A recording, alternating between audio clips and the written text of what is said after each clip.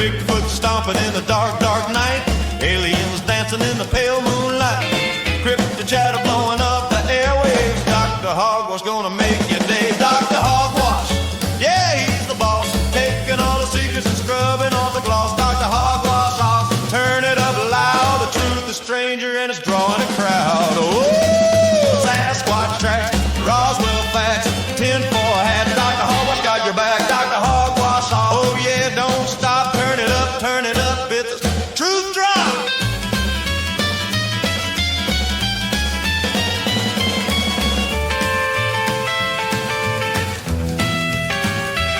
Dr. Hogwash, oh yeah, don't stop. You ready now? Let's go pop, pop, pop. Greetings, truth gardeners, storm chasers, and people who yell at clouds for emotional closure. I am Dr. Hogwash, broadcasting live from a heavily reinforced umbrella, because today we are asking the question meteorologists pray you never ask. Is someone adjusting the weather? Not Mother Nature, not Father Time, not even that weird uncle who claims he can smell rain 3 days in advance. No, dear listeners, I am talking about people with buttons, sliders, dials, possibly a big red lever labeled MONSOON. Now, before anyone writes me an angry email composed entirely of capital letters and lightning emojis, let me say this gently. Humans have absolutely tried to control the weather, and sometimes they still do. But how much control? And who exactly is holding the remote? Let us pop open the clouds and poke around. Segment 1. Humans have always wanted to boss the sky around. If you look at history, humans have never been chill about weather. Rain dances, sun gods, sacrifices, entire civilizations politely requesting clouds to get their act together. Because weather controls crops. Crops control food. Food controls whether people are calm or dramatically uncalm. So the dream was always, what if instead of begging the sky, we just told it what to do? Fast forward to the 20th century, when science put on a lab coat and said, all right, clouds, let's talk chemistry. Enter cloud seeding, which sounds adorable, like planting tiny weather tulips. But what it really means is spraying particles like silver iodide into clouds to encourage rain or snow to form. And yes, this is real. Governments admit to it. China does it. The US does it. The Middle East does it. Anyone with water shortages and aircraft fuel gets curious. So already, we are not in fantasy territory. We are in the mildly admitted zone. But that is just inviting rain. Some folks believe the menu is longer. Segment 2. From clouds to Cold War chaos. Now let's spin the dial to Cold War era, when everyone had two hobbies. 1. Stockpiling nukes. 2. Experimenting on literally everything else, including weather. The US military actually ran a project during the Vietnam War called Operation Popeye. Objective? Extend the monsoon season to flood enemy supply routes. Translation: let's weaponize puddles. They seeded clouds to increase rainfall, hoping to turn roads into mud soup. And yes, this was declassified. This is not a rumor whispered by pigeons. So at this point, we have governments manipulating rain, militaries using weather tactically, scientists acknowledging it works, sometimes. Which raises a very awkward question. If they could do that in the 1960s, what exactly can they do now with supercomputers and satellites that can spot a raccoon stealing snacks from orbit? Segment 3. Enter the big, scary acronym zone.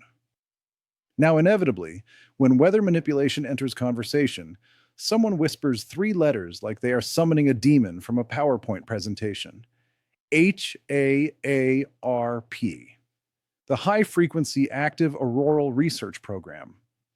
Officially, it studies the ionosphere, which is the electrically charged part of the upper atmosphere. Purpose: improve communications and radar. But critics look at giant antenna arrays blasting energy into the sky and go, ah, yes, clearly harmless sky tickling. The speculation buffet includes steering storms, triggering earthquakes, controlling mines, possibly warming up frozen burritos from space. Now, to be fair, most scientists say HAARP does not have the power to directly control weather systems like hurricanes. Hurricanes are enormous. They are planet-scale tantrums. But could localized atmospheric effects be possible? Could research into atmospheric energy lead to more precise future tools? That is where the conversation gets interesting and deeply uncomfortable.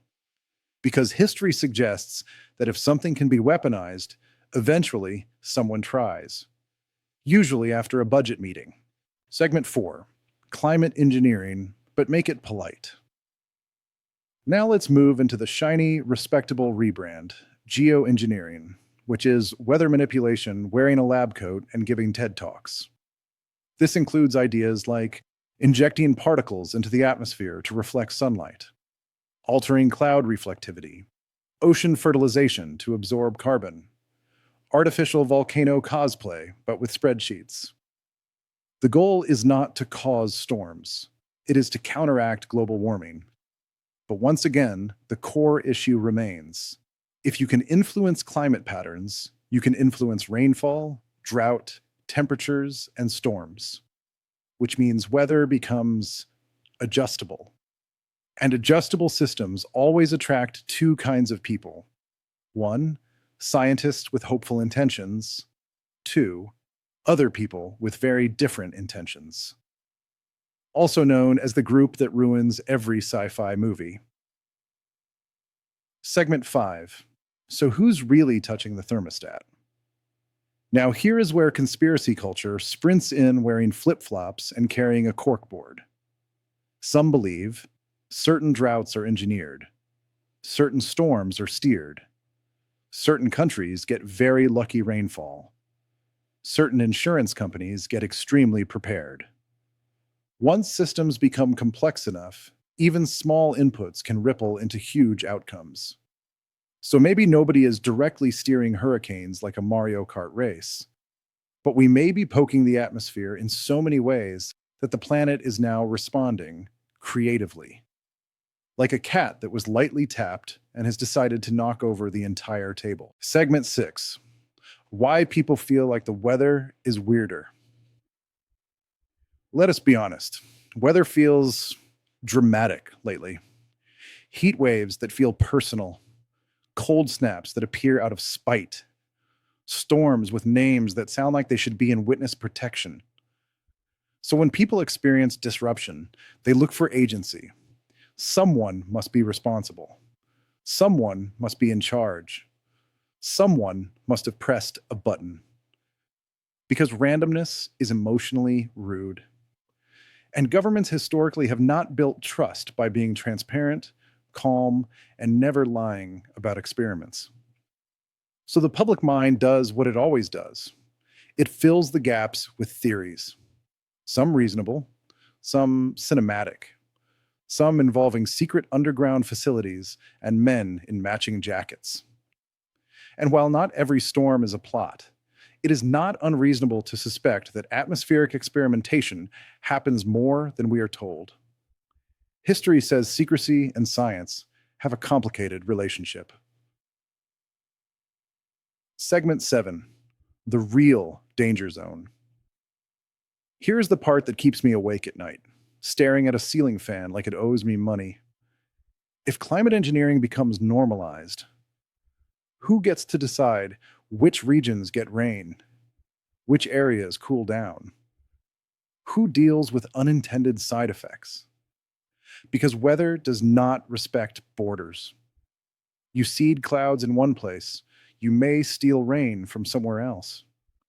You cool one region, you may alter jet streams elsewhere. So even well-intentioned fixes could create political chaos.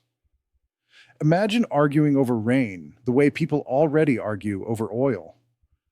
Now that is not science fiction. That is a future lawsuit waiting in the clouds. So, are shadowy figures secretly piloting thunderstorms from underground bunkers? Maybe, but probably not with joysticks. Are humans actively experimenting with atmospheric systems, climate intervention, and precipitation control? Yes, that part is not even disputed, which means the sky is no longer just weather. It is also policy, technology, economics, and a very sensitive science experiment where we all live inside the test tube. So next time a storm rolls in out of nowhere and ruins your picnic, feel free to shake your fist at the clouds. But also remember, somewhere, a committee may have once debated whether that cloud deserved encouragement. And that, my friends, is a sentence that should not exist. This has been Dr. Hogwash, reminding you that if the forecast says partly controlled with a chance of unintended consequences, maybe keep an umbrella and a healthy amount of skepticism. Stay curious, stay dry when possible, and never trust a weather machine that does not come with an off switch. Good night, Truth Gardeners. Dr. Hogwash, out.